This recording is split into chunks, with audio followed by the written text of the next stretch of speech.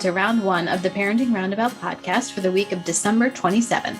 I'm Catherine Haleko, and I'm here with Terry Morrow. Hello. And Nicole Eridix. Hi there. We hope you're having a happy holiday break. This week, instead of new episodes, we are revisiting some of our favorites from 2021. And my pick is How We Became Moms from April 12th. Aww. And this was a really fun episode where we each kind of told our birth/adoption story of how we first became moms. And we all have a very different story.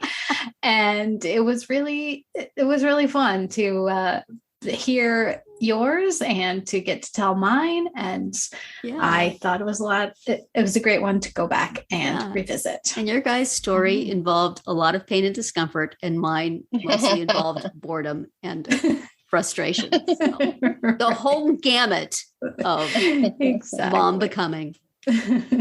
Yeah, no kidding. Today, we are talking about how we became moms in the first place. Now, your guys' story is different than mine, so why doesn't one of you start, and I'll just insert mine in the middle for a little variety. Catherine, what was your birth story? Well, I was thinking about this because both of my children just had birthdays. Aw, happy birthday. Happy birthday. Happy labor anniversary to you. That's right. Well, the labor anniversary was a few days before the birthday. with my and also, some years their birthdays coincide with Easter, and obviously some years they don't. And I do specifically remember with my firstborn that, first of all, I was gigantic. Like, she ended up weighing 9.5 pounds. So, gee. Wow. And you're not like your height wise is, like 5'2". So right. This was significantly out of proportion. Yeah. And so Easter Sunday, I went to church and to brunch with family like I had always done, but I had very few options for clothing. An appropriate dress for church that would fit over a ginormous belly was very difficult. But I remember I did wedge myself into something. Also, I had a condition called PUPS. It stands for, I believe, well, never mind what it stands for because it's long and medical, but basically it's like extremely itchy hives. That you get. Like, they started. Never heard of that. Yeah. If you're not uncomfortable enough, have some hives. Exactly. Wow. If you're not already like having to wear one of those girdle things because your belly is so giant and you can't even haul it around. I had stretch marks, and these things started in the stretch marks, like just these big red itchy hives. Oh, man. And then they spread all over, not on my face, thank goodness, but pretty much everywhere else. And there's no cure. You can take oatmeal baths, and you can use hydrocortisone cream. Oh my gosh. And the only cure is to give birth, and then they generally go away. Oh, wow.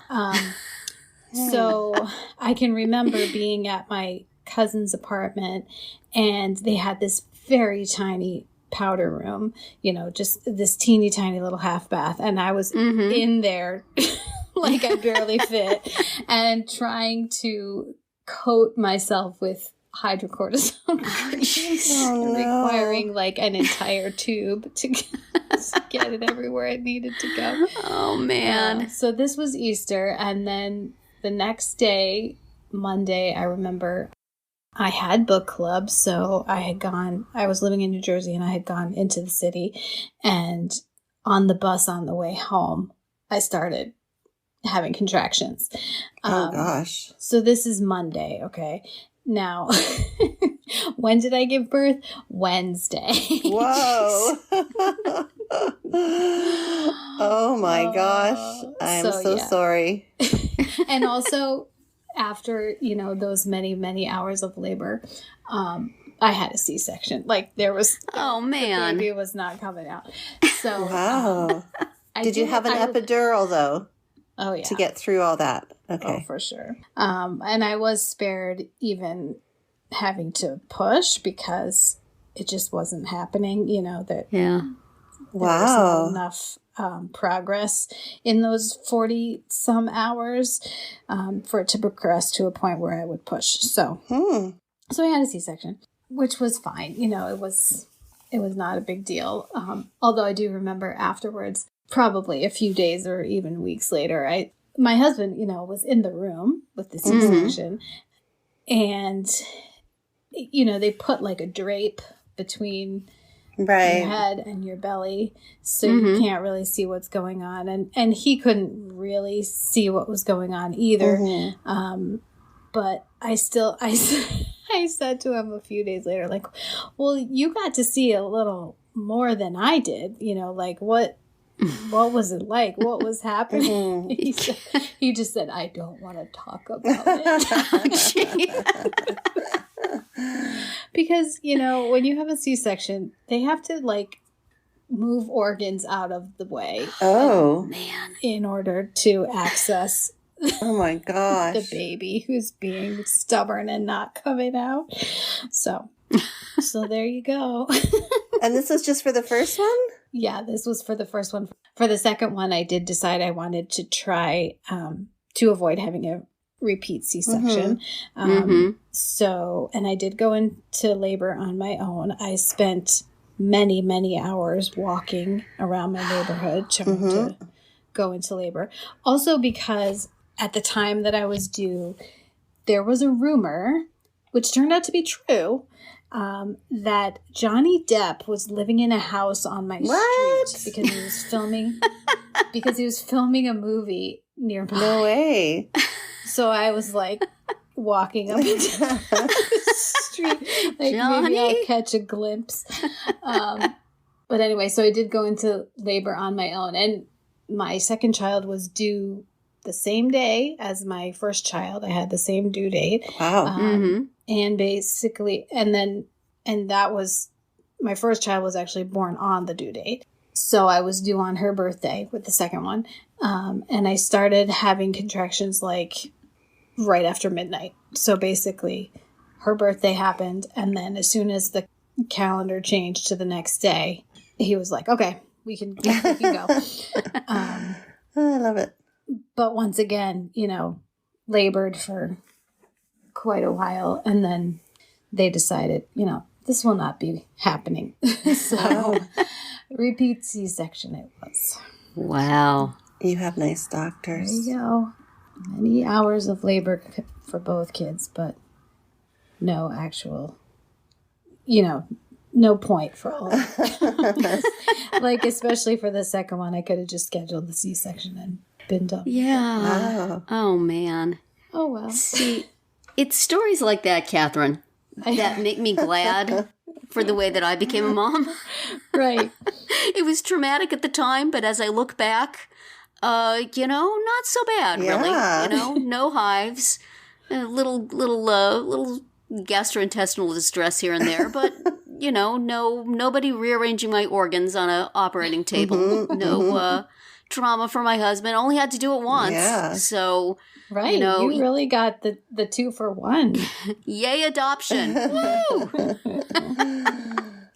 So tell us about it.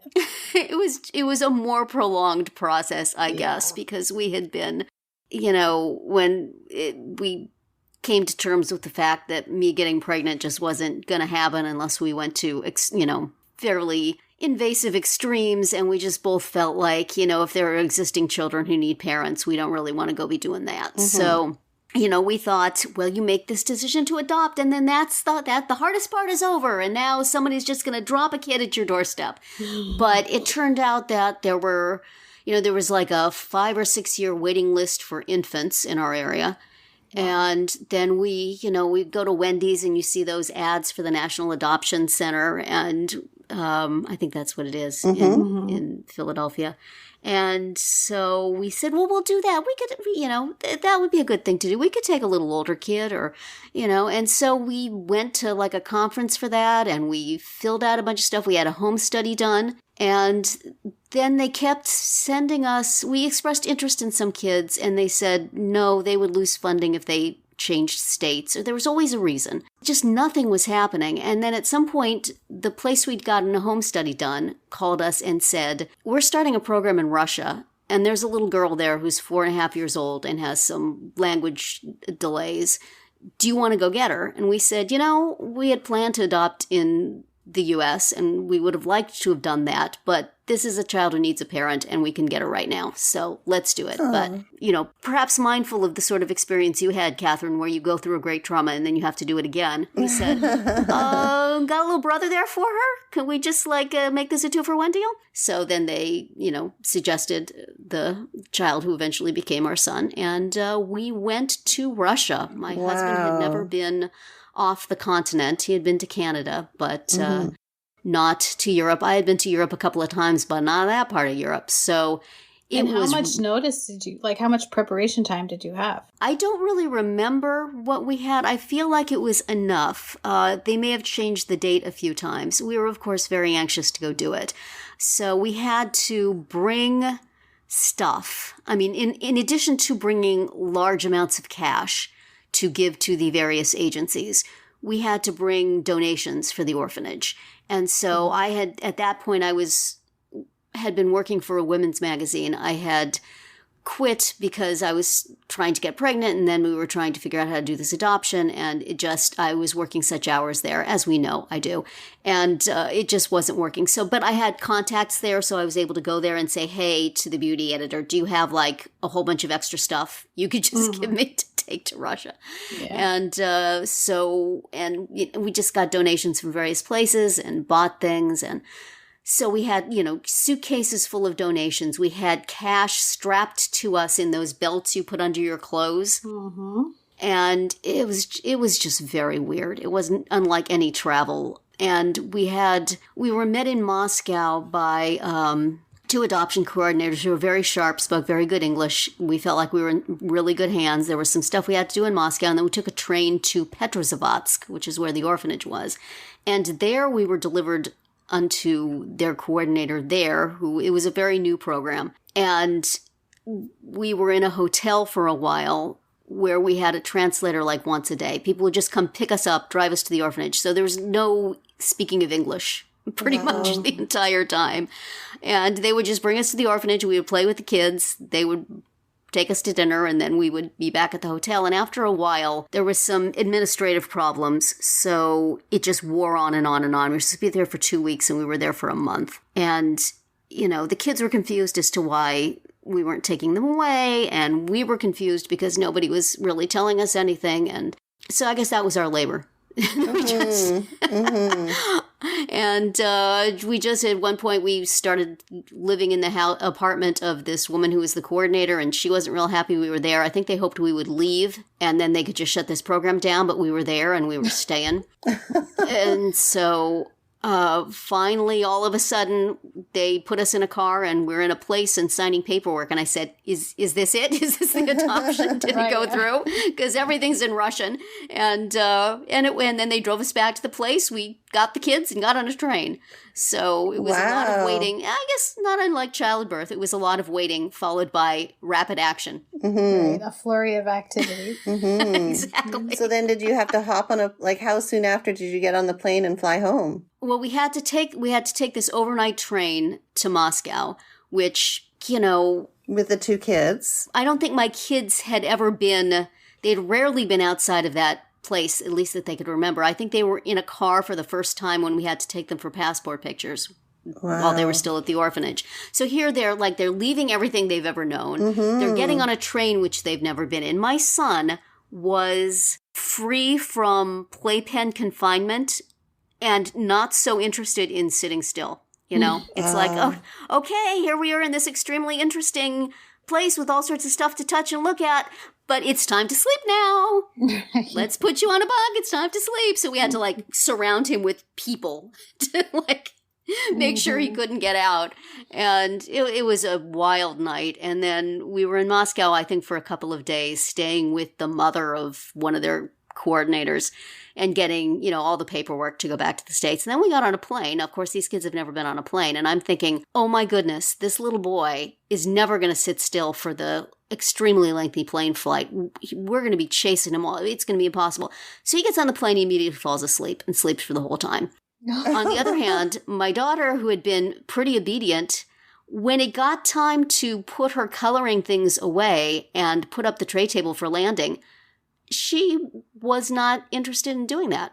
And, let everybody on the plane know loudly and with, screaming in tears. And it's like, honey, I'm sympathetic. I know you have nice things for the first time in your life and you want to play with them, but this is not a negotiable thing. I'm saying in English, and she's not.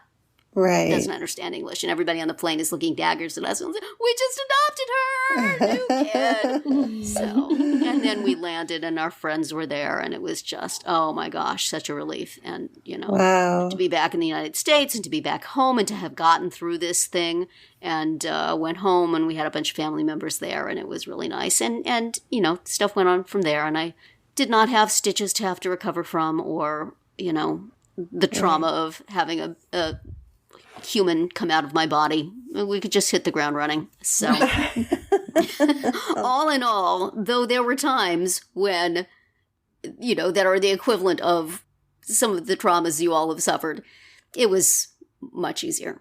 And I guess different ways of being hard. Mm-hmm. But I greatly value that experience. That was, and the nice thing about it also was my husband was going through the ordeal just as much as I was. Yeah. He wasn't left out of that process. Yeah. So we were in it together much more than, even the most helpful and solicitous husband is still not having a human coming out of his body. So, yeah. So how was it for you, Nicole? Yeah, well, I guess I was the only, you each had a different scenario, and so did I. I had both of my kids naturally without any pain medication, so I had the full experience, which I would never recommend in a million years. And it was definitely not something I wanted. Seemed like a good idea at the time, did it? Yeah. Well, no, it wasn't even something I planned for. But then you did it twice. Well, because first of all, in British Columbia, it's socialized medicine. You don't get epidurals on demand. You get it. Oh, wow. Yeah, you get it when it's available, and or if you're having a C-section. But they only have a few anesthesiologists available So backtrack. So my son, I was extremely sick with him. I had the hyperemesis gravitum, or I can't remember. Oh, yeah. So I was extremely sick with him. I was in bed for the first 6 months. And at the time I was in a very, very small community. It was like 2,000 people, if that. And so the doctors there were rural doctors, great doctors, but they were. Every time I'd go to the emergency room, they would send me home, telling me to wear C-band things, pressure points, or drink Maalox, or whatever. It was so tough because I had nothing. And I didn't know any better. I was young. I wasn't young, but I was fairly youngish. And so I didn't really know what other options existed. And then I was 14 weeks overdue, or 14 days overdue. So he was 2 weeks late, and, my labor was, so I ended up having him in this small community, in this small hospital. And we were the only patients in the hospital at the time. That's how small it was. It was literally the doctor, 2 nurses, and then my parents and my husband's parents were waiting outside. And then my brother showed up halfway through, and they were waiting outside. And then the secretary who was there that night. So, but it was, it was 27 hours from start to finish. And, gosh. And then it was all because it was such a small hospital and it was rural, we didn't have any, I didn't have access to any kind of pain medication or, yeah. And so then he was vacuum delivered. So I don't know if you know much about that, but it's not forceps, but it's the same idea because he was not wanting to join the world. So, so as soon as he was born, he was put in an ambulance and rushed to the nearest city. And I had to stay behind for a couple of hours until they could get another ambulance to me. And I would just never recommend having a baby in a small town ever again. And then, so it took me 5 years to think about wanting another one because that was so intense. And then the second time around, I actually, because I was living in the city by that time in Vancouver. And so I had thought, okay, I'm going to do it right this time. So I hired a doula, which I absolutely highly recommend. She was fantastic. And then I had told my doctor, I want an epidural. This is how I want things to go down, blah, blah, blah, blah, blah, write up the birth plan. I was also very, very sick with my daughter, very sick, but they'd give me some medication to use. So that helped. And I was able to get to work. And then, I had my daughter, but the whole anesthesiologist thing didn't work out again as hoped for, and so she was delivered naturally. We had actually laughing gas at the time to use, and so they hooked me up with some laughing gas, and but my husband decided he wanted to try it as well. So actually, we spent a lot. So for the last half of my labor, when we were at the hospital, my husband and I were sharing this laughing gas and laughing and so it was kind of, it was difficult, but my husband and I, we were laughing the whole time and joking and then I gave birth to her naturally. So, and she wasn't as long. She was only about 15 hours or so. So that's my story. Still feeling pretty good about mine. Still feeling good about your overnight flight. Listeners, if any of this has given you pause, recommend adoption. Yes. Well, that was very exciting. And I'm surprised we've never done that before. That's it for today's round one. Tune in tomorrow when we'll revisit some of the entertainment topics we covered in 2021. And then on Friday to hear our favorite Roundabout Roundup picks of the year. Find all our episodes at parentingroundabout.com and talk back in the comments there, on our Facebook page, or on Twitter, where you'll find us at Roundabout Chat.